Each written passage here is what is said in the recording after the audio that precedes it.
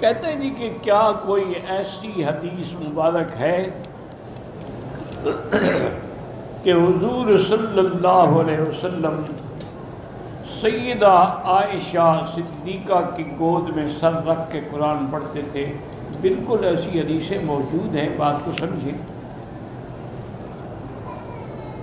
اب صحابہ میں یہ بات تھی کہ حضور کی چونکہ سیدہ عائشہ سے زیادہ محبت ہے باقی بیویوں سے، تو وہ سارے بی بی عائشہ کے دن کا اور باری کا انتظار کرتے تھے۔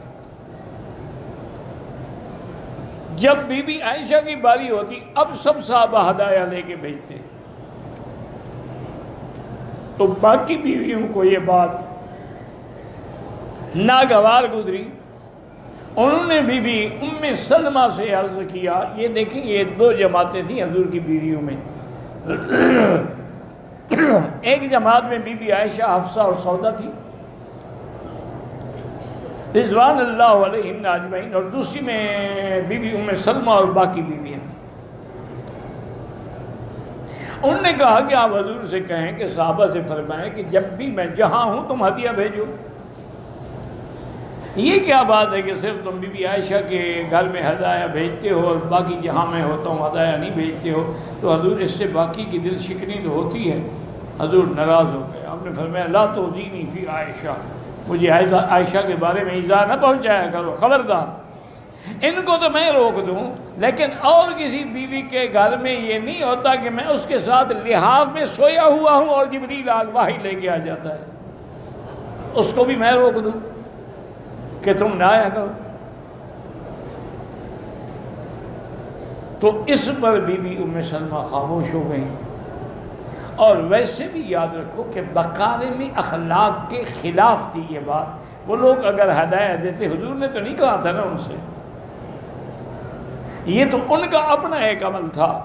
اچھا، پھر حضور کا روکنا جو ہے یہ تمہارے مکارم اخلاق کے خلاف ہے کہ کسی کو روکا جائے کہ مجھے ہدیہ ہر جگہ، اس کا معنی ہے کہ حضور ہدیہ مانگ رہے ہیں، حالانکہ انبیاء تو کبھی کسی ہدیے کا خیال ہی نہیں کرتے۔ اور یاد رکھیں ہدیہ ہوتا ہی وہ ہے جو تمہیں من غیر طمع ولا اشراف نفس، کہ تمہیں طمع بھی نہ ہو اور نفس بھی ادھر متوجہ نہ ہو۔ کیا معنی؟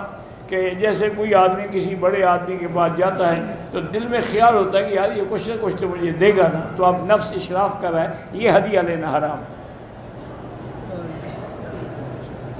جب حضرت تھانوی رحمۃ اللہ علیہ ہماری بہاولپور اسٹیٹ میں تشریف لائے، اس وقت سر صادق محمد خان عباسی کا دور اقتدار تھا۔ وہ حضرت کی خدمت میں حاضر ہوئے، دعا کے لیے بھی ملاقات بھی کی اور کچھ ہدیہ بھی حضرت کی خدمت میں پیش کیا۔ صاف بات ہے کہ ایک نواب جو دے رہا ہے وہ کوئی 5-10 روپے تو نہیں ہوں گے نا۔ حضرت نے فرمایا کہ نواب صاحب آپ کے ہدیے کا شکریہ، لیکن میرے لیے لینا جائز نہیں ہے، میں کیسے لے لوں؟ میں کہا حضرت یہ تو ہدیہ ہے، کوئی زکوٰۃ یا صدقہ تو خیرات نہیں، اور پھر یہ ہدیہ میں نے آپ کو اپنی ذاتی زمین کی آمدنی کے حلال پیسوں سے دیا ہے، ریاست کے خزانے سے نہیں دیا۔ حضرت نے فرمایا اللہ کے بندے، میں جب آ رہا تھا نا میرے دل میں خیال تھا کہ نواب لوگ ہیں، یہ ضرور کوئی نہ کوئی ہدیہ دیں گے، تو حضور نے فرمایا کہ اگر اشراف نفس ہو جائے تو ہدیہ لینا حرام ہے، تو میں کیسے لے سکتا ہوں؟ تو نواب صاحب بھی سمجھدار تھے، تو انہوں نے بھی چپ کر کے واپس لے لیا۔ حضرت رہے اور اس کے کچھ عرصے کے بعد جب واپس چلے گئے تھانہ بھون، تو نواب صاحب نے اس ہدیے کو دوگنا کیا اور اپنے وزیر حضوری کو بھیجا کہ اب یہ لے جا کے تم سہارنپور تھانہ بھون پہنچو، اور جب حضرت مسجد سے نکل کے گھر جانے لگے تو کہ السلام علیکم، حضرت یہ ہدیہ قبول فرمائیں، اب تو نہ آپ کو طمع ہے اور نہ آپ کا نفس متوجہ ہے، اب تو قبول کر سکتے ہیں۔ تو حضرت تھانوی سمجھ گئے کہ نواب صاحب نے بھیجا ہے، تو آپ نے قبول فرما دی۔